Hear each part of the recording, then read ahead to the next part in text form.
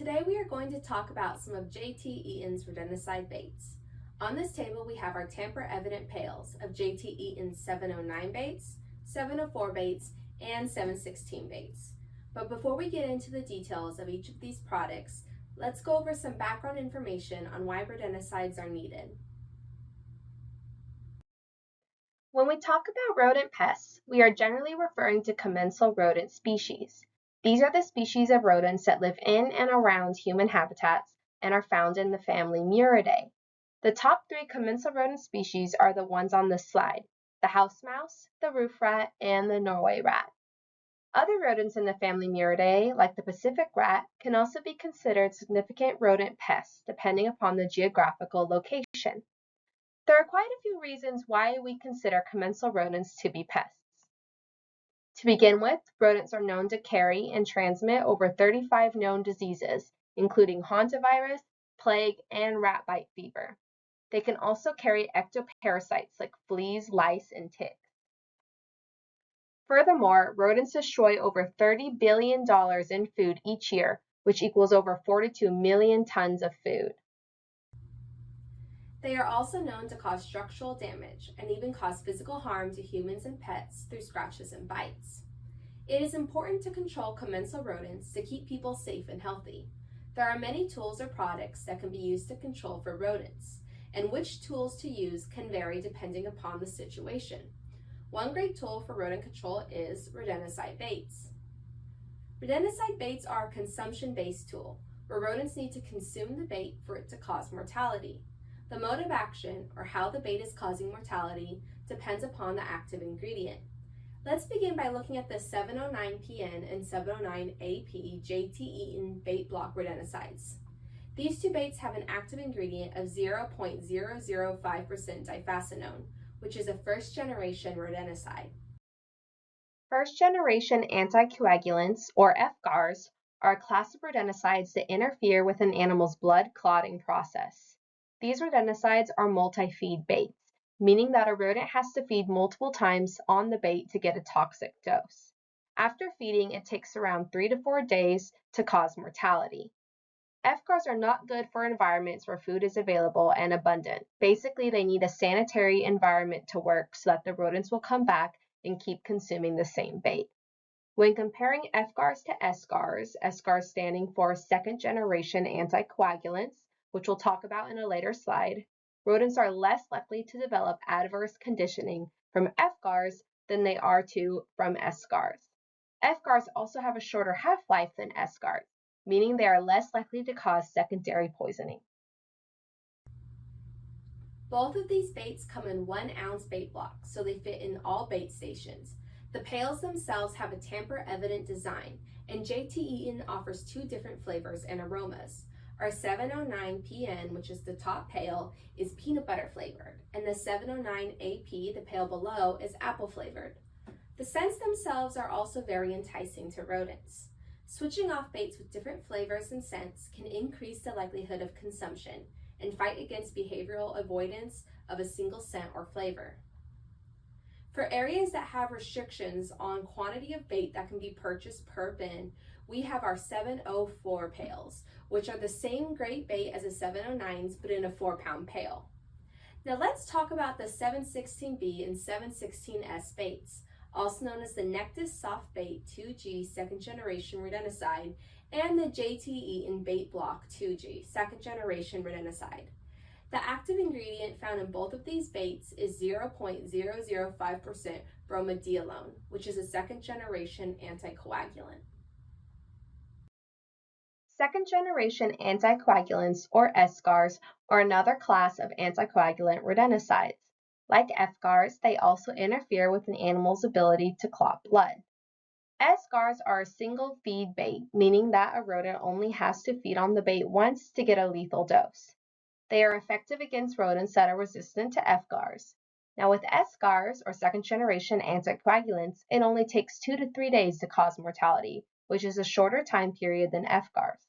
They are also good for environments where you can't control the available resources. When comparing second-generation anticoagulants to first-generation, second-generation have longer half-life, meaning they have a higher likelihood of causing secondary poisoning. They are also more likely to develop adverse conditioning in rodents than FGARs are. There are some differences between the Nectus 2G bait and the Bait Block 2G bait. The Nectus 2G bait comes in peanut butter flavored 10-gram packs and works extra well when water is limited, as the high moisture content in this bait makes it even more attractive to rodents. The Bait Block 2G bait is in block form. However, it is still soft and palatable, just like 709 and 704, and is formulated for humid environments and resistant against mold, so it remains effective when applied in many different environments. Both of these baits are effective against warfarin-resistant and other FGAR-resistant commensal rodents. Because of the high toxicity of SGARs, there are restrictions in place on who can buy and apply SGARs in many areas. Usually these baits are for professional purchase and use only, but it is important to check the regulations in your region to know who you can and can't sell certain products to and who is allowed to apply them. Let's now talk about where and when to apply all of these rodenticide baits. The base rule is that the label is the law. Follow all label directions when applying rodenticide baits. All of these baits are only to be used to control Norway rats, roof rats, and house mice in and within 100 feet of man-made structures. So basically the top 3 commensal rodent species. If your target pest is not one of these listed or is not found on the label of the product you're using, do not use this product to control for it. When applying these baits, never broadcast them. They must be applied in locations fully out of reach of children, pets, livestock, and all non-target wildlife. If this can't be done, place the baits in tamper-resistant bait stations. Often, tamper-resistant bait stations are required, regardless of non-target risk, including USDA inspected facilities or in any situation where the bait is to be applied outside. For application locations, these bait blocks can be applied in or around homes. These include permanent or temporary residences, food processing plants, industrial and commercial buildings, trash receptacles, agricultural buildings, public buildings, transport vehicles. This includes ships, trains, and aircrafts, as well as docks, port of terminal buildings, and related structures around these sites. For fence and perimeter baiting, you still have to place the baits within 100 feet from one of the structures I just listed. Do not apply these baits to food or feed crops, near or in ventilation ducts, or in areas where they could contaminate food, feed, or water, or any equipment associated with any of those. Only the second generation rodenticide baits are allowed for sewer baiting. Do not burrow bait with any of these first or second generation baits. For example, if gophers are the target pest, try JT Eaton Answer for the control of pocket gophers instead of one of these products on the table. When looking at how to apply these bait blocks at a site, focus on areas where rodents or signs of rodents like feces and gnawing have been observed. This includes along runways and by burrows. Identification of your rodent pest is extremely important, as it can affect application quantities and spacing. For application quantities and spacing, refer to the label of each different bait product. But regardless of the species or bait type, always wear PPE to handle the bait and maintain a continuous supply of baits, discarding of old, spoiled, or heavily fed on baits.